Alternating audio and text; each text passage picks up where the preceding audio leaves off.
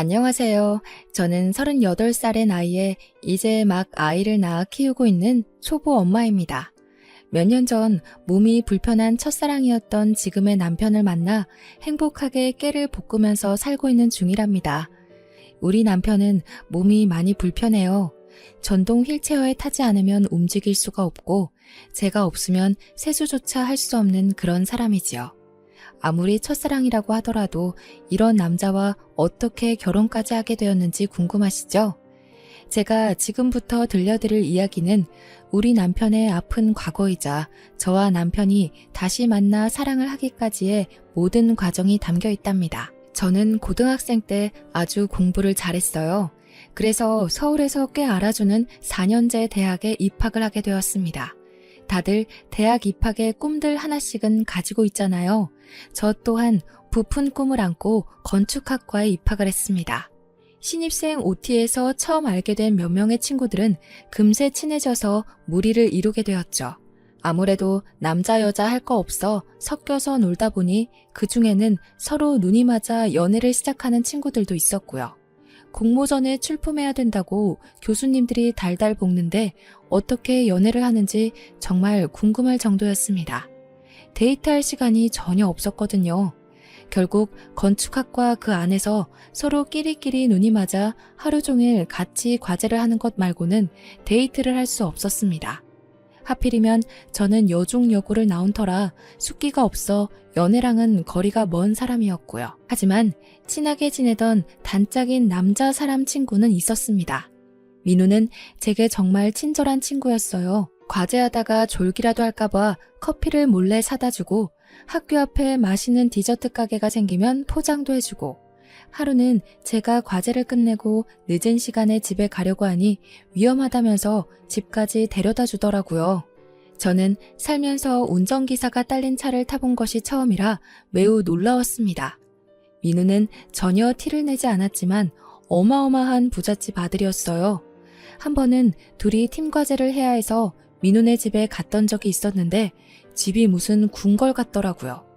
마당도 엄청 넓고 커다란 개가 2마리나 집을 지키는 그런 어마어마한 집이었습니다. 특이했던 건 개 이름이 꼭 사람 이름 같아서 제가 엄청 웃었죠. 저는 당연히 평범한 대한민국의 집안 딸이었고 그런 격차가 못내 자존감을 떨어뜨려 민우를 좋아하는 마음을 꽁꽁 숨기게 되었습니다. 저희는 3학년까지도 매일을 붙어 다녔어요. 같은 과 친구들이 저기 부부 온다 할 정도로 저희는 오랜 시간을 함께 보낸 사이였습니다. 민우도 저에게 연애 감정이 들었을까요? 하지만 저도 민우도 서로에게 내색을 전혀 하지 않았기 때문에 그때 당시에는 연애 감정이 있었는지 어쨌는지 모를 일이죠. 민우 덕에 저는 난생 처음 보는 음식들도 먹어보고 늘 늦은 시간에는 저를 데려다 주곤 했었죠. 4학년에 올라가자 졸업작품을 준비해야 하는 시기가 다가왔어요. 당연히 어느 때나 다름없이 개강총회에서 민우를 찾아보는데 민우가 나오질 않았더라고요. 무슨 일 있나 싶어서 전화를 해보니 휴대폰이 꺼져 있더라고요. 그래서 문자 메시지를 남겨놨죠. 하지만 민우에게는 답장이 오지 않았습니다. 걱정이 되어 친했던 동기들에게 물어도 봤어요. 김민우 군대 갔어? 민우 군대 갔대? 몰라. 여기 민우랑 연락되는 사람 없어? 야, 민우 마누 연락이 안 되면 누가 되겠어. 남편 어디다 두고 혼자 왔어? 동기들도 민우의 행방을 전혀 모르더라고요. 개강한 지 2주가 넘게 지나서야 저는 학과 사무실에 민우가 군대를 갔는지 휴학을 했는지 물어보았습니다. 공사학번 김민우, 이번 학기 등록 안 했는데 휴학계도 안 냈고 학과에서도 계속 연락했는데 연락이 안 돼서 아마 퇴학 처리로 될 것 같은데? 연락이 안 된다고요? 조교님, 저 민우네 집 주소가 기억이 안 나서 그런데 땡땡동인 건 알고 있거든요. 알려주실 수 있어요? 그건 좀 곤란한데. 아무래도 학생 개인정보고 학교에 등록 안 했다고 해서 우리가 무조건 연락해야 되고 찾아가야 하고 그런 건 아니거든. 일단 내가 지금 좀 바빠서 더 이상은 안 될 것 같네. 수업 안 들어가? 저는 조교님과의 대화에서 얻은 소득이라고는 연락이 정말 그 누구와도 안 된다. 휴학 처리도 제대로 되지 않았다 정도였습니다. 이 정도라면 어디서 큰 사고를 당했을지도 모른다는 불안감이 엄습했어요. 아무리 그래도 첫사랑인데 이렇게 허무하게 끝낼 수 없다는 생각에 저는 과제를 하는 와중에도 틈틈이 서울권 병원의 중증 환자들 중 김민우가 있는지 찾아보러 다녔습니다. 전화로는 당연히 그놈의 개인정보 때문에 알려줄 수 없다는 이야기만 반복해서 들었고 병원에 직접 방문해서 일일이 이름을 확인하는 거 말고는 별 다른 수가 없었어요. 민우의 이메일 주소로도 몇 번이나 이메일을 보냈지만 읽지 않은 표시가 사라지지 않았습니다. 그렇게 1년의 세월을 바쁘게 보내고 저는 졸업을 했고 그 다음에 취업 준비를 하면서 준비했던 공모전에 입상하면서 국내에 꽤 유명한 건축사무소에 입사를 하게 되었습니다. 건축사무소에 입사를 해서도 3년 동안은 잡일밖에 하지 못했어요. 현장에 전화를 하는 일, 부자재 관리나 수입하는 일 정도요. 왜냐하면 건축기사 자격증이 있어야지만 제대로 일을 할 수 있거든요. 저는 일을 하면서 시험 공부를 했고 3년 만에 필요한 모든 자격증을 취득하고 승진을 해서 현장 업무에 뛰어들 수 있었습니다. 그게 바로 제 나이 28살이 되었을 때였어요. 제가 승진한 지 얼마 되지 않아 과 캠퍼스 커플이었던 동기가 결혼한다고 청첩장을 보내왔더라고요. 대학 동기의 첫 결혼식이기 때문에 혹시라도 민우도 소식을 듣고 나타나진 않을까 하는 요상한 기대감이 생기더라고요. 그래서 저는 꼭 참석하겠다고 이야기를 했죠. 결혼식 당일에 혹시나 하는 마음으로 정말 신부였던 것 같아요. 하지만 제 기대는 완전히 산산조각이 났죠. 20대 후반임에도 그 누구도 민우랑 연락되는 친구가 없었습니다. 오히려 동기들은 저에게 너네 부부 사이 같았는데 무슨 일 있었느냐고 되묻더라고요. 이 정도로 연락두절이고 부부 같았던 너까지 모르는 거 보면 어디 야반도주 한 거 아니야? 걔가 은근 티는 안 냈지만 엄청 부자였잖아. 차도 외제차 타고 다녔고 학교 다닐 때 통화하는 거 얼핏 들어보니까 집에 도우미도 있는 것 같고 그랬는데. 동기들의 이야기를 듣는 내내 저는 조금 억울한 심경까지 생기더라고요. 정말 야반도주라면 저한테까지 한마디 말도 없이 사라져야 할 이유가 뭐가 있었을까 궁금했어요. 하지만 모두들 전혀 소식을 모른다는 말에 저도 더 이상 일말의 기대감조차 가지지 않기로 했답니다. 나를 그렇게 떠난 것엔 이유가 있겠지. 어디서 죽었을지도 몰라. 나 혼자 추억 안고 살아가면 되지 하면서 아무런 미련도 남기지 않기로 했습니다. 그렇게 그 마음을 온전히 회사에 쏟다 보니 저는 점점 회사의 눈에 띄기 시작했고 정말 신생업체 한두 개 맡아서 하던 제 업무는 이제 제법 굵직해졌습니다. 회사에서도 초고속 승진이라고 나이 30에 이 정도 업무를 맡는 사람은 처음인 것 같다면서 비행기도 태워주셨어요. 건물을 하나 설계하는데 드는 시간과 비용이 얼마나 되는지 상상이 안 되시죠? 캐드라는 프로그램으로 일일이 도면과 조감도를 만들어내는 게 생각보다 쉬운 일이 아니라 저는 업체가 늘어나자 정신이 안드로메다에 가 있는 것처럼 바빴습니다. 출장도 상상 이상으로 많아졌어요. 정말 국내에 안 가본 동네가 없을 정도로 구석구석 비어있는 땅은 다 돌아다닌 것 같습니다. 집안을 어떻게 닦을 것인지, 건물을 어떻게 올려야 효율적인지 답사를 다녀야만 작업을 시작할 수 있었어요. 다른 날과 다름없이 지방 출장이 생겨 아침부터 부랴부랴 준비를 하고 버스도 한 번에 가는 편이 없어서 몇 번을 갈아타고 시골 동네에 도착하게 되었습니다. 그 동네는 아직 개발이 제대로 이루어지지는 않았지만 방송에 한번 소개된 이후 꽤 많은 사람들이 풍경을 즐기기 위해 찾고 뜨고 있는 관광지였어요. 돈 냄새를 맡은 땅 주인이 풍경이 전체적으로 보이는 멋들어지는 카페 건물을 짓고 싶다고 해서 답사를 하기 위해 찾아갔습니다. 정말 동네에 카페 하나 없어서 사장님께서 중국집에서 만나자고 하시더라고요. 동네 허름한 중국집에서 탕수육에 소주를 시켜놓고 하는 미팅이라니 정말 생소했지만 한편으로는 재미있기도 했습니다. 지방 특성상 밥집에서 가끔 미팅하는 경우도 있긴 했었거든요. 물론 이렇게 테이블 4개가 전부인 중국집은 처음이었지만요. 한창 건물의 효율성과 디자인, 부자재에 대해 설명하면서 가닥을 잡아가고 있는데 소주를 드시던 사장님께서 대뜸 시집은 갔냐면서 호구 조사를 시작하시더라고요. 일하는 재미에 푹 빠져서 연애도 아직이에요. 대신 경력은 탄탄하니 믿고 맡겨주시면 걱정 하나 없게 잘해드릴게요. 내가 우리 윤지의 과장 소문이야 익히 들어서 알고 있지. 근데 윤 과장 몇 살이지? 31? 32? 제가 좀 동안이죠? 이래 보여도 35 먹었습니다. 그래? 학교도 서울에 어디 나왔다고 거기 소장한테 들었는데 XX 대학교였던가? 사장님이 너무 코치코치 저의 사생활을 묻는 것 같아서 기분이 좀 그랬지만 어쨌든 꼭 성공해야 할 프로젝트이기도 했기에 사장님의 비위를 거스르지 않으려고 꼬박꼬박 대답을 했어요. 네, 맞아요. XX 대학교 건축학과 나왔어요. 이런 인연이 다 있나? 윤 과장 김민우라고 알아? XX 대학교 건축학과 출신에 나이도 비슷한 것 같았는데. 저는 민우의 이름이 나오자 소스라치게 놀랐습니다. 그렇게 10년을 넘게 수소문했던 민우의 이름을 이런 자리에서 사장님께 듣게 되다니요. 사장님이 민우를 어떻게 아세요? 혹시 민우가 다른 건축사무소에서 일하고 있나요? 그쪽 업체에도 견적 의뢰하셨었어요? 어디 회사요? 아소라 아소. 기다려봐. 야, 민우야. 사장님은 바깥에 오토바이 배달원을 향해 민우야 하고 부르셨고 두어 번 부르니 휴대폰을 보고 있던 남자가 가게 안으로 들어왔어요. 예, 박 사장님. 뭐 더 드려요? 소주? 너 XX대학교 건축학과 나왔다고 했지? 거 몇 학번이야? 몇 번을 물어보셔. 04학번, 35살. 나 거기 나온 거 맞다니깐요. 그렇게 내가 못 믿어? 저는 민우라는 사람을 빤히 쳐다보았어요. 분명 XX대학교 나온 건축학과 04학번 김민우는 제가 아는 김민우 하나뿐인데 묘하게 기시감이 드는 얼굴이었습니다.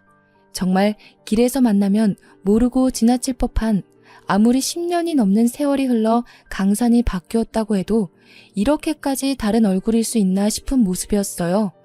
왕자님처럼 뽀얀 피부에 다부진 어깨, 항상 남을 배려할 줄 알던 다정다감한 말투는 온데간데 없고 지금 제 앞에 있는 사람은 전혀 다른 사람이었습니다. 깡마르고 새까만 피부에 눈도 민우보다 훨씬 동그랗고 뭔가 이국적인 느낌이 물씬 풍기는 얼굴이었어요. 말투야 뭐 시골에 살다 보면 촌스러워지고 되바라질 수 있다고 생각은 하지만 분위기 자체는 잘 안 바뀐다고 생각했는데 이건 분위기뿐만 아니라 얼굴도 달라졌으니까요. 김민우 맞아? 나 윤지혜인데. 지혜야 당연히 알지. 잘 지냈어? 동기 애들은 다 잘 지내고 내가 연락을 못했다. 너 왜 4학년 되자마자 휴학계도 안 내고 그렇게 소리소문 없이 사라졌어? 군대 간 줄 알고 수소문했는데 그것도 아니고 무슨 일이 있었던 거야? 내가 아는 김민우가 아닌 것 같아서 그래. 실은 내가 큰 사고가 있었어. 집에 큰 불이 나서 부모님은 돌아가시고 나 혼자 가까스로 살아남았는데 재산도 다 타버리고 얼굴에 화상도 입어서 수술도 하고 그랬지. 그제서야 얼굴이 다른 이유를 알게 되었어요. 물론 체격까지 차이가 나는 건 이해가 안 됐지만 사는 게 바빠서 관리도 못하고 운동도 못하면 충분히 왜소해질 수 있다고 생각했죠. 불에 모든 게 다 타버리는 바람에 어디에도 연락할 수가 없었고 나도 연기를 많이 마셔서 꽤 오랜 시간 병원에 입원해 있었어. 재활치료도 오래 받았고 내가 세상에 나온 뒤엔 할 수 있는 게 없더라고. 그래서 무작정 버스 타고 내려와서 여기서 일하게 됐지. 그러면서 민우는 사장님께 소주를 한 잔 받아 벌컥 마셨어요. 분명 대학 다닐 때 민우는 술을 한 잔도 못하는 친구였었거든요. 친구들끼리 술을 마시러 갈 때도 항상 구석에서 탄산음료를 먹던 친구였는데 소주를 연거푸 마시는 모습을 보고 너무나도 놀랐습니다. 정말 10년이 넘는 세월이 사람을 이렇게도 변하게 만드는구나. 세월의 격차는 너무나도 다르구나를 실감하게 되었죠. 이렇게 만난 것도 인연인데 두 사람 번호도 교환하고 그러지? 둘 다 미혼이구만. 그 말을 듣고 민우는 제게 쭈뼛쭈뼛 휴대폰을 내밀었고 저희는 번호를 교환하게 되었습니다. 기시감은 뒤로 한 채 민우와 다시 연락이 되었다는 사실 자체로도 너무 기뻐서 눈에 보이는 게 없기도 했어요. 저는 미팅도 잘 마치고 두 사람에게 인사를 한 뒤 다시 서울로 돌아오게 되었습니다. 동기들에게도 이 소식을 전할까 했지만 지금 민우의 사정이 좋지 않기도 하고 그렇게 잘 살았는데 한순간에 모든 걸 잃은 게 자존심이 상할 수도 있는 문제라 저만 알고 있기로 마음먹었어요. 그날 저녁 피곤함이 몰려오는 와중에도 민우와 연락이 하고 싶어 문자를 보내보았어요. 민우야, 나 집 잘 도착했어. 진짜 인연은 인연인가 보다. 그렇게 먼 동네에서 이렇게 우연히 마주치다니. 그러니까 지혜야. 민우 이제 내 이름도 기억 못하는 거야? 나 지혜잖아. 아니 미안. 오타난 거야. 민우와 함께 연락을 이어가면서 은근히 갸우뚱할 일들이 있었어요.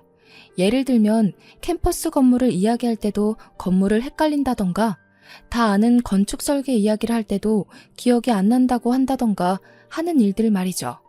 물론 세월이 지났으니까 까먹을 수도 있겠구나 싶었지만 그래도 굵직한 이야기들도 잘 기억 안 난다고 하니 서운한 마음까지 들더라고요. 저는 그 추억 하나로 이 세월을 버텨가며 민우를 찾아 헤맸는데 민우는 모든 걸 다 별일 아닌 일로 치부해버리는 것 같아서요. 민우야, 앞으로는 가끔 안부도 묻고 연락도 하고 지내자. 우리 대학 다닐 때 정말 재미있는 일 많았는데. 아, 내가 진혁이랑 진솔이 보고 엄청 웃었던 것도 기억나? 그럼 기억나지. 진혁이랑 진솔이 진짜 웃기던 친구들이었잖아. 걔네가 말이라도 하면 친구들 다 배꼽 잡았던 거 기억나지. 걔네는 뭐하고 산대? 저는 여기서 정말 큰 의문이 들었습니다. 진혁이랑 진솔이는 민우네 집에서 키우던 큰 진돗개 2마리의 이름이었거든요. 키운 지 10년이 넘은 늙은 노견이라면서 이별하게 되면 너무 슬플 것 같다고 남은 시간 동안 정말 잘해줄 거라고 애지중지했던 개였어요. 대학 시절 이야기는 그렇다 쳐도 10수년을 키워온 반려견의 이름까지 까먹는 게 말이 안 되잖아요. 민우야, 진혁이 진솔이는 네가 키우던 개 이름인데 그 개들은 어떻게 됐어? 미안. 내가 화재로 머리까지 많이 다쳐서 기억이 잘 안 나. 은근히 내는 오타들도 신경 쓰이더라고요. 많이 다쳤다고 해도 맞춤법에 띄어쓰기 따박따박 지키던 사람이 저렇게까지 나사가 빠질 수 있나 싶었고요. 화재로 인한 부상이라고 했는데 머리를 다친 것도 아니면서 기억이 하나도 없다고 하는지 그러면서도 저는 안다고 아는 척을 해오는 게 앞뒤가 맞지 않는 것 같았어요. 며칠이 지나고 민우가 급한 일이 있다면서 통화가 가능하냐고 묻더라고요. 민우야, 무슨 일 있어? 급한 일이 뭔데? 내가 배달 일을 하다가 사고가 났어. 정말 급해서 그런데 나 돈 좀 빌려줄 수 있을까? 저는 순간 말문이 턱 막혔죠. 그래도 알아주는 건축사무소고 연봉도 많이 올라서 돈이야 꽤 모아두었지만 돈을 빌려달라는 물음에 대답이 쉽게 나오지 않더라고요. 아무래도 제가 오랜만에 만난 친구에게 기대했던 것만큼의 감정을 되돌려받지 못해서 그런 것 같기도 했고요. 지혜야, 정말 이런 부탁해서 미안하다. 내가 지금 연락하는 친구가 너뿐이라 사고가 났는데 가족도 없고 내가 가진 게 없어서. 그렇게까지 말하는데 안 되겠다고 다른 데 가서 알아보라는 말을 못 하겠더라고요. 그래서 필요하다는 돈이 얼마냐고 물었고 500만 원이라고 하길래 바로 송금을 해줬어요. 몇천만 원 단위였다면 거절했겠지만 솔직히 500만 원 정도는 빌려줄 수 있었거든요. 민우는 꼭 갚겠다면서 너무 고맙다고 제게 연신 인사를 전했습니다. 그런 모습은 꼭 예전이랑 비슷해서 찝찝함은 뒤로 하고 잘한 일이다 라고 생각하기로 마음을 먹었어요. 그 뒤로도 몇 번 사고 치료를 위해 병원에 가야 한다. 사고 나면서 깨진 그릇들을 변상해야 한다면서 20만 원, 30만 원 짜잘하게 돈을 빌려갔죠. 몇 번이나 거절하려고 했지만 마지막이다. 진짜 미안하다. 지혜 너한테 이러면 안 되는데 등등 말로 구슬리기에 못 이기는 척 빌려주게 되었습니다. 정말 마지막이라 그런데 지혜도 월급날 가까워지지 않았어? 나 300만 원만 빌려줄 수 있어? 민우야, 내가 너한테 여태 빌려준 돈이 거의 800만 원 가까이 돼. 어떻게 나한테 갚으려고 자꾸 돈을 빌려달라고 그래?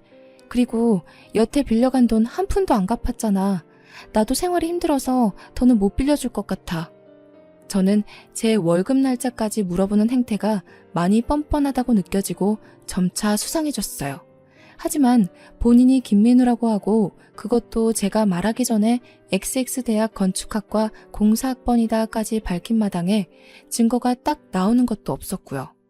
얼굴이 좀 다르다, 말투와 성격이 다르다고 우기기엔 십수년 동안 연락이 중단되었던 친구인걸요. 제가 몇 번 돈 빌려달라는 걸 거절하자 제게 연락도 뜸해지더라고요. 이리저리 머리를 굴리지 말고 지금은 회사 일에 집중을 해야겠다고 생각을 했어요. 안 그래도 민훈의 동네 땅주인 사장님께서 제가 잡은 컨셉에 대해 조금 마음에 들지 않는다는 표시를 하셔서 발등에 불이 떨어졌거든요. 하루하루를 바쁘게 뛰어다니는 와중에 민우에게 오랜만에 연락이 왔어요. 또 돈 이야기일까 싶어 전화를 받을까 말까 고민했는데 그래도 안 받기가 조금 그래서 연락을 받았습니다. 지혜야, 내가 부탁이 있는데. 부탁이라는 말에 한숨부터 나오더라고요. 돈 빌려달라는 건 아니고 때문에 서울에 오게 되었는데 하루를 여기서 있어야 할 것 같아. 알다시피 내가 친척들도 연락이 안 닿고 친구도 없고 그리고 실은 내가 사고 해결 때문에 돈이 부족해서 호텔을 잡지도 못했거든. 오랜만에 만나서 회포도 푼다고 생각하고 너네 집에서 하루 지내도 될까? 저는 진짜 깜짝 놀랐습니다. 여자 혼자 사는 집에 남자가 아무렇지 않게 자고 가겠다는 소리를 한다니 이게 제정신인가 싶으면서도 또 밤새 술 먹으면서 이것저것 해보면 뭔가 나오지 않을까 싶기도 하는 마음이 공존하더라고요. 어차피 투룸이니까 작은 방에서 재우고 안방문이야 잠그면 되겠지라는 생각으로 알겠다고 퇴근하고 연락하겠다고 했습니다. 퇴근 후에 회사 근처에서 민우를 만나 밥을 먹고 편의점에 들러 안주거리와 맥주, 소주를 사들고 집으로 들어갔습니다. 집 좋다면서 구경 좀 해도 되냐고 하길래 여자 혼자 사는 집을 뭘 그리 샅샅이 보려고 하냐며 앉아서 술이나 먹자고 했어요. 알코올은 분해를 전혀 못한다며 한 잔만 마셔도 얼굴이 새빨개지던 민우는 어디 가고 소주는 역시 맥주에 타먹어야 제맛이라면서 소맥을 타마시더라고요. 민우 너 알코올 한 방울만 들어가도 전신이 빨개진다면서 술 안 먹지 않았어? 그거 다 어릴 때지. 공사장이며 배달일이며 고생해봐. 술이 꿀떡꿀떡 넘어간다니까. 능청스럽게 오징어 다리를 뜯으면서 소맥을 마시는 모습을 보면서 저의 어린 시절 환상은 점점 깨졌죠. 저는 대충 사온 술을 다 마시자 이제 잠이나 자자면서 자리를 정리했어요. 저를 따라 안방으로 들어오려고 하는 민우를 확 밀치고는 저쪽 방에서 자라고 떠밀었죠. 민우는 약간 머쓱해하면서 작은 방으로 들어가더라고요. 그 방을 드레스룸으로 쓰고 있어서 잠자기엔 조금 먼지도 많고 비좁긴 했지만 어차피 하루인데 뭐 어떠냐는 마음으로 재웠습니다. 아침에 출근을 해야 해서 민우 방에 노크를 하니 조용하더라고요. 출근을 할 시간인데 민우를 혼자 두고 나가기가 너무 꺼림칙해서 깨울 생각으로 문고리를 잡아 돌렸는데 이미 나갔는지 방에 없더라고요. 뒷정리도 하나도 안 해놓고 가서 좀 열이 받았지만 손님인데 그것까지 바라면 안 되겠다 싶어서 이부자리를 정리하고 있었는데 문득 본 액세서리 서랍이 살짝 열려있는 거예요. 설마 싶어서 서랍을 열어보니 제 귀금속들이 사라졌더라고요. 그때 허탈감과 분노는 이로 말할 수 없었습니다.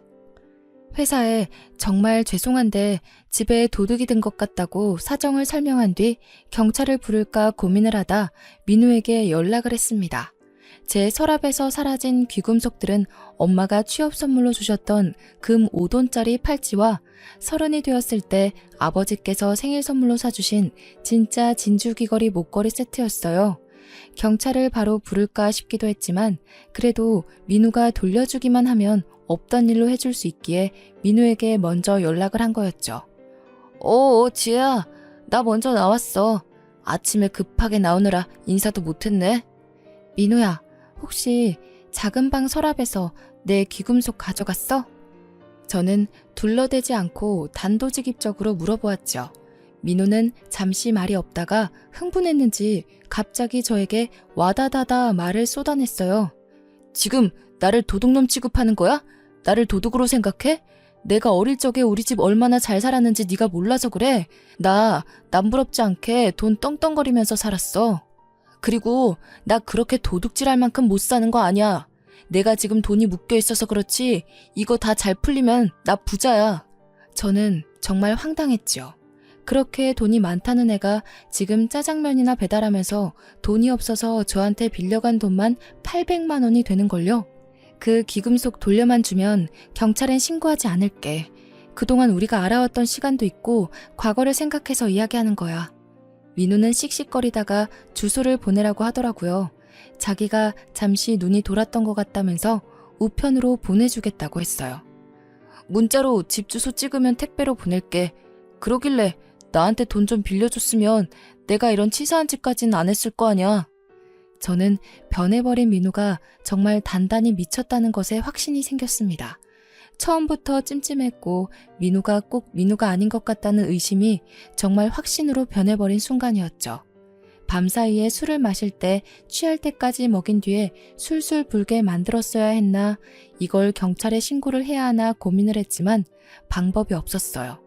경찰에게 말해봐야 지가 김민우가 맞다는데 제가 뭘 더 할 수 있겠어요? 그러다가 진정으로 사건이 터졌습니다. 카페를 짓겠다던 사장님께서 저와 건물 디자인 협의까지 다 맞춰놓고 발주를 넣었는데 유리창 부분이 마음에 안 든다면서 더 넓혀달라고 요구를 하신 겁니다. 이미 견적이 다 나왔고 유리창이 더 커지게 되면 충고도 수정해야 되고 그러면 기둥이나 철근 쪽에도 자재가 더 들어가야 해요. 이건 제가 사장님을 설득해야지만 추진이 가능한 일이었기에 어쩔 수 없이 부랴부랴 짐을 챙겨 민우가 사는 그 동네에 다시 가게 되었습니다.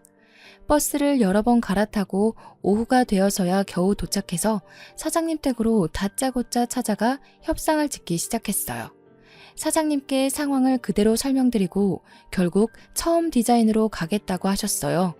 더 이상 말 바꾸기 없다고 도장까지 쾅 찍고 나오니 이미 해가 진 어둑어둑한 저녁 8시였습니다. 집으로는 어떻게 돌아가야 하나 고민하고 있는데 시골이라 그런지 가게들이 일찍 닫더라고요. 8시에 마치는지 민우가 저 멀리에서 터덜터덜 중국집 가게 문을 닫고 걸어가는 것이 보였습니다. 그래도 아는 사람 하나 없는 외지에서 민우를 만났다는 게 내심 반가웠던 터라 저도 모르게 민우야 하고 부르려는데 누군가가 소리를 치더라고요. 얘야, 영준아! 귀가 어두운가 불러도 말을 못 들어. 아이씨, 영준이라고 하지 말라니까. 어둑한 주위 덕분에 제가 보이지 않았는지 주위를 연신 살피며 할머니의 팔을 확 잡아채고는 뭐라고 궁시렁거리면서 걸어가더라고요. 실수했다고 판단하신 건지 할머니는 연신 미안하다는 제스처를 민우에게 하면서 입을 찰싹 때리셨어요. 저는 그 자리에서 잠시 멍하니 서 있었습니다. 영준이? 영준이가 누구지? 하고 말이죠. 저는 정신이 돌아오면서 제 머릿속에서 여러 가지 상상의 나래를 펼쳤습니다. 만약 민우가 영준이라면? 진짜 민우는 어디에 있지? 진짜 민우, 가짜 민우, 영준이 온데 섞여서 머리가 지끈거릴 지경이었습니다. 저는 제 눈으로 직접 확인하는 편이 좋겠다는 생각이 들어 지체 없이 휴대폰으로 민우의 번호를 찾아서 전화를 걸었습니다. 민우야, 별일 없지? 어디야? 지금 퇴근해서 집에 가고 있어. 왜? 택배 잘 받았다며. 돈은 천천히 갚을 거야. 이제 와서 경찰에 신고하려고? 한 달도 더 된 이야기인데? 왜 이렇게 날이 서 있어? 아니, 다름이 아니라 내가 지금 너네 동네에 와 있는데 휴대폰 배터리도 이제 꺼지기 일보 직전이고 잠깐 볼 수 있을까? 너 일하는 중국집 앞이야. 민우는 10분이 채 지나지 않아서 중국집 앞으로 왔어요. 저는 괜히 멋쩍은 듯한 표정을 지으며 민우에게 말을 했습니다. 귀찮게 미안. 너네 집에서 혹시 나 하루 자고 가도 돼? 여기가 시골이라 차편이 일찍 끊기잖아. 내가 급한 일이 있어서 왔는데 차편도 없고 부를 사람도 없고 휴대폰도 꺼져서 어디 연락도 못하고. 그럼 대충 근처 여관방 잡아서 핸드폰 충전도 하고 그러면 되지 않아? 내가 지갑까지 잃어버려서 버스에 두고 내렸나 봐. 돈이 한 푼도 없어. 아니, 10만 원도 없어? 민우는 궁시렁거리면서도 제가 방법이 없다고 계속해서 집에서 하루만 재워달라고 하자 어쩔 수 없이 저를 집으로 데려갔습니다. 집에는 아까 영준이라고 불렀던 그 할머니가 계셨는데 딱 봐도 동남아계 외국인인 것 같았어요. 소개를 해달라는 모양새로 가만히 서 있자 민우가 마지못해 입을 열었습니다. 내가 왜 사고 나서 빈털털이 됐다고 했잖아. 무작정 여기로 왔는데 이 할머니가 자식이 없다고 같이 살자고 하셔서 내가 같이 살면서 보살펴드리고 있어. 할머니는 저를 보고 아무 말도 않고 그냥 웃으면서 서 계셨어요. 하지만 표정이 나에게는 아무런 말도 걸지 말라 그런 표정이었기에 저는 잔뜩 긴장하며 고갯짓만 했습니다. 민우는 제게 방이 3개지만 화장실 옆에 있는 방은 돌아가신 가족의 남은 유품들이 있다면서 절대로 들어가지 말라고 신신당부를 했어요. 본인은 본인 방에서 잘 테니 저보고 불편하지만 거실에서 자라고 하길래 알겠다고 했죠. 할머니가 할머니 방에서 이부자리를 하나 들고 오셔서 거실에 깔아주셨습니다. 저는 알아서 잘 자고 아침 일찍 나갈 테니 걱정하지 마시라고 하고 다들 주무시라고 인사를 드렸습니다. 할머니는 먼저 자겠다고 방으로 들어가셨고 민우는 씻겠다며 화장실에 들어가더라고요. 제게 절대 화장실 옆방 문을 열지 말라고 신신당부를 하고 갔습니다. 저는 민우가 씻으러 들어간 사이 거실 책장에 꽂혀있는 앨범들에 눈을 돌렸어요. 어릴 적 사진이 있는 앨범인 것 같은데 사진을 보면 뭔가 가닥이 잡히지 않을까 싶었거든요. 두꺼운 앨범을 후다닥 꺼내서 사진들을 보는데 아기 때 사진부터 어린이, 중고등학교 시절 사진들이 쭉 있는데 그 어디에도 제가 알던 민우 얼굴이 없는 거예요. 사진 중간중간 영준이의 첫 입학식, 영준이와 영준이랑 놀이공원 이렇게 사족이 써져 있었고 민우에 대한 이름이나 내용은 전혀 없었습니다. 그러다가 모자 사진으로 보이는 사진을 발견하여 유심히 보는데 아무리 봐도 할머니와 지금의 민우 얼굴이었어요. 제 의심은 확신으로 바뀌었습니다. 그 사진 한 장을 몰래 주머니에 쑤셔놓고 원래 있었던 자리에 앨범을 꽂아놓았죠. 때마침 민우도 씻고 나오더라고요. 긴장감에 심장이 두근두근 튀어나올 것 같았습니다. 맥주라도 한 잔 할래? 주면 고맙지. 저는 민우가 술이라도 진탕 마시고 푹 잠들면 그때 본격적으로 증거를 더 찾아볼 생각이었습니다. 1시간, 2시간 술자리가 조금 길어졌지만 저는 배불러서 더는 술을 못 마시겠다는 핑계로 술을 조절하고 있었습니다. 얼굴이 벌겋게 달아오른 민우가 이제 자야겠다며 휘청거리면서 일어났고 방문을 닫고 들어가는 걸 보고는 불을 끄고 꺼두었던 휴대폰을 다시 켜서 후레쉬 빛으로 앨범을 뒤져보았어요. 그렇게 1-2시간쯤 흘렀을까 온통 영준이라고 적힌 지금의 민우 얼굴을 한 사람의 사진들을 모조리 확인하고 저는 민우가 영준이라고 확신을 하게 되었습니다. 팔뚝에 오소소 소름이 돋았어요. 영준이는 왜 XX대학교 건축학과 공사학번 김민우 행세를 하고 살고 있는 걸까요? 그것도 민우를 전혀 모르는 사람들에게 이 시골까지 와서 굳이 그런 짓을 할까요? 저는 깊은 고민에 빠졌습니다. 그러다가 1-2잔 마신 맥주 때문인지 화장실이 가고 싶어서 볼일을 보고 나오는데 어디서 끙끙 앓는 소리가 들리는 거예요. 저는 할머님이 아프신 줄 알고 할머니 방으로 가려고 했는데 자세히 들어보니 민우가 절대 들어가지 말라고 했던 화장실 옆방에서 나는 소리 같았습니다.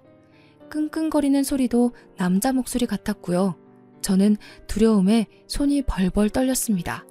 그 방엔 분명 유품이 있다고 했는데 민우와 할머니 둘만 사는 집이랬는데 남자가 하나 더 있다니 얼마나 무서웠겠습니까? 저는 민우의 방에서 들려오는 코 고는 소리와 조용한 할머니 방 소리를 확인한 뒤 두 눈을 질끈 감고 화장실 옆방의 문을 열었습니다. 그 방은 작은 스탠드 불빛에 의존하고 있는 어둑한 방이었는데 바닥쯤에 누가 누워있는 것을 보았어요. 저는 살금살금 다가가 끙끙거리는 사람의 얼굴을 살며시 들여다보았습니다.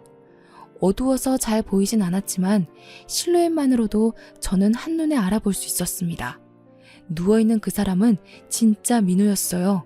저는 아주 작은 소리로 민우의 이름을 불러보았어요. 또 혹시 민우니? 김민우? 누구세요? 저 좀 도와주세요. 나 XX대학 건축학과 공사학번 윤지혜야. 나 알겠어? 이게 다 무슨 꼴이야. 저는 혹시라도 소리가 새어나갈까 방문을 꼭 닫고 민우의 옆으로 다가가 스탠드 불빛을 가까이 비췄어요. 밝은 불빛으로 얼굴을 보니 정말 제가 아는 민우가 맞았습니다. 살이 하나도 붙지 않은 깡마른 얼굴을 하고 있었지만 그래도 그 민우의 얼굴이 맞았어요. 저는 눈물이 터져나올 것 같았습니다. 어떻게 된 거냐고 일어서 보라고 하니 민우가 가만히 누워서 고개만 쓱 돌리며 말을 하더라고요. 지혜야, 내가 몇 년 전인지도 모르겠다. 부모님과 해남으로 여행을 가는 도중에 차가 미끄러져서 논두렁으로 차가 거꾸로 처박히는 사고를 당했어. 그때 안전벨트를 유일하게 하고 있던 나만 살고 부모님은 돌아가셨는데 나도 거꾸로 박히는 바람에 목뼈를 심하게 다쳤고 목 아래쪽부터는 마비가 왔어. 그래서 움직일 수가 없게 되었어. 그럼 이 집에는 어떻게 오게 된 거야? 저 영준이란 사람은 왜 너인 척 살고 있는 거고? 영준이는 사고를 당했을 때 목격자였어. 부모님이 돌아가시고 내가 병원에 누워있을 때 보험회사 쪽에서 연락이 왔었나 봐. 부모님 사망보험금 수령권으로. 그리고 그 금액도 영준이가 알게 된 거지. 당시에 사고 차량이 비싼 외제차이기도 했고 내가 상속받을 재산이 꽤 된다고 생각했는지 퇴원을 시켜서 그 뒤로 쭉 이 방에서 날 데리고 있었어. 그러면 납치나 다름없는 거 아니야? 아니야. 저 사람들 상당히 나한테 잘해줬어. 내가 욕창이라도 생길까봐 매일같이 닦아주고 밥도 먹여주고 먹고 싶다는 것도 사주고. 하지만 내 재산을 가지고 싶어서 나한테 몇 번 윽박을 지르기도 했지. 나야 어차피 누워서 일어나지도 못하니까 재활치료도 전혀 못했고 그 돈 가져서 뭐하나 싶어서 물어보는 말에 다 대답해주고 했어. 그 덕에 내 이름을 가지고 살 수 있게 되었지. 하지만 보험금 수령까지는 못했나 봐. 내가 직접 움직여야 한다고 하더라고. 하지만 이미 주위 사람들한테 자기가 김민우라고 하고 다녔으니 진짜 김민우인 나를 데리고 움직일 수가 없었겠지. 이건 사칭 범죄야. 범죄라고 민우야. 몇 달 전부터 계속 윤지혜 아냐고 윤지혜에 대한 걸 이야기하라고 할 때 내가 얼마나 반가웠는지. 내가 너 정말 좋아했었거든. 그런 사고만 아니었으면 우리가 이런 꼴로 만나지 않았을 텐데. 저는 눈물이 너무 많이 흘러나와서 주체할 수가 없었고 제 울음소리가 점점 커져 모두들 깰 것만 같았어요. 뼈밖에 남지 않은 민우였지만 저는 어디서 그런 힘이 나왔는지 누워있는 민우를 혼자서 이리 돌리고 저리 돌리고 결국 등에 들쳐업었습니다. 민우는 제게 뭘 하려고 그러냐면서 이미 본인의 사지는 마비되어 아무것도 할 수 없는 몸이라고 했지만 저는 재활치료를 전혀 못 받았다는 말이 가슴에 콕 박혔어요. 목 위로는 움직일 수 있고 목뼈가 산산조각 난 것도 아니고 서울에 있는 병원에서 제대로 진단받고 치료를 받으면 가능성도 있지 않겠냐는 희망을 가졌죠. 새벽 4시 해도 뜨지 않은 어둑한 밤. 저는 민우를 들쳐업은 채로 그 집을 나와 무작정 뛰었습니다. 10수년을 누워서 주는 밥만 먹으면서 지냈으니 근육이고 지방이고 남아있는 게 있었겠습니까? 가시 같은 몸이라 제가 들쳐업어도 무게가 많이 나간다는 생각이 전혀 안 들더라고요. 무작정 걷고 또 걷고 어딘지도 모르는 길을 걸어 딱 한 대 있는 택시를 발견했습니다. 땀이 범벅되어 깡마른 사내를 업고 택시를 탔으니 택시 아저씨도 무슨 큰일이라도 난 줄 알고 저를 태워주셨어요. 저는 어디든 제일 가까운 시외터미널로 가달라고 했고 버스터미널에 내려서 서울로 가는 버스를 탈 수 있었습니다. 서울에 도착하자마자 제일 먼저 한 일은 당연히 병원으로 가는 일이었습니다. 서울에 오니 주위의 도움을 받을 수 있더라고요. 병원으로 가서 MRI, CT 찍을 수 있는 건 다 찍고 의사를 만났습니다. 지금 촬영본 보시면 목뼈 쪽 신경이 제대로 치료가 되지 않아서 눌려 있습니다. 그래서 사지에 힘이 들어가지 않고 마비 증상이 온 거고요. 더불어 사고의 여파인지 척추신경에도 손상이 있습니다. 이건 약물 치료로 호전될 부분은 아니고요. 목뼈 쪽은 이미 협착이 되어서 수술을 하려면 아주 대수술이 될 겁니다. 거기다가 목숨을 장담하기도 어렵고요.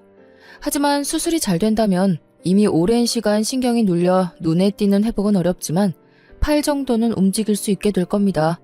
저는 민우와 함께 의사 선생님의 말을 듣고는 민우의 의사를 물었습니다. 마음을 다잡은 듯 위험해도 수술을 하겠다고 결정을 지었고 그렇게 입원한 지 일주일 만에 급하게 민우의 수술 날짜가 잡혔습니다. 수술을 기다리는 일주일 동안 저는 민우가 받아야 할 보험금들을 알아보게 되었고 오랜 시간이 지나 보험회사도 그만큼 고객 서비스가 발전했는지 직접 병원으로 와주었어요. 직원과 함께 그동안 수령치 못했던 보험금을 정산받게 되었고 그 돈으로 수술비도 결제할 수 있었습니다. 더불어 변호사를 통해서 상속받지 못한 재산에 대한 권리도 찾게 되었고 폐가처럼 변해버린 민우가 살던 집 또한 민우의 명의로 이전하도록 진행하게 되었습니다. 민우의 수술은 10시간이 넘는 큰 수술이었고 다행히 수술이 잘 되어 삐뚤게 맞춰진 뼈를 바로 잡게 되었습니다. 하지만 바로 마비가 풀리는 그런 기적은 당연히 없었고요. 일단 몸의 근육이 거의 남아있지 않습니다. 몸무게도 50kg가 안 됩니다. 지금은 걷는 것도 무리가 갈 수 있기 때문에 재활과 더불어 운동 치료를 약하게 시작해야 합니다. 어느 정도 몸에 근육이 생기고 순환이 완벽하게 되는 시기부터는 마비를 풀기 위한 재활이 들어갈 거고요. 걸리는 시간은 장담할 수 없습니다. 10년이 걸릴지 20년이 걸릴지 혹은 평생 돌아오지 못할 수도 있습니다. 저는 민호가 제 손으로 글씨라도 한번 써봤으면 좋겠다는 마음으로 재활치료를 빠지지 않고 받자고 말을 했어요. 민호는 눈을 꿈뻑이며 제게 당연하다는 듯 알겠다고 했고요. 수술이 끝난 뒤 영준이라는 사람을 경찰에 신고했습니다. 경찰에서는 민우의 진술을 토대로 영준이라는 사람을 찾기 시작했고요. 당연히 민우가 사라진 걸 알게 된 이후 그 모자는 집을 버리고 떠났는지 빈집으로 남아있다고 했습니다. 사람이 사는 최근 흔적이 보이지 않는다고요. 제가 알고 있던 휴대폰 번호도 전부 없는 번호로 뜨고 모든 걸 버린 채 야반 도주를 한 거죠. 경찰은 꼭 잡고야 말겠다고 저희에게 약속을 했고 저희는 경찰을 믿고 치료에만 힘을 썼습니다. 그렇게 1년 동안 저는 민우 옆에서 모든 걸 함께 했고 가족이 없는 민우를 저희 집으로 데리고 와서 제가 퇴근하고 나서부터는 어떻게든 수발을 들었고요. 결국 제게 너무나도 미안해하는 민우에게 먼저 프로포즈도 했습니다. 민우는 염치가 없다며 몇 번이나 거절했지만 부끄럽게도 저에게 아이가 생기자 눈물을 흘리며 결혼을 하자고 하더라고요. 38살. 지금의 나이가 되어서야 갓난쟁이를 낳았고 지금은 민우와 깨볶는 신혼, 정신없는 육아를 하면서 행복하게 살고 있습니다. 제가 외벌이로 나가서 일을 하지만 민우가 가진 재산이 많아서 나중에 일을 그만두더라도 먹고 사는 데는 지장이 없을 것 같아요. 아무래도 휠체어를 타고 다니고 아직 손가락 하나 움직일 수 없는 몸이라 사회의 시선이 두렵기도 하지만 우리 아이와 함께 남편과 함께 행복하게 살려고 합니다. 평생 후회 없이 행복하게 살게요. 응원 부탁드려요.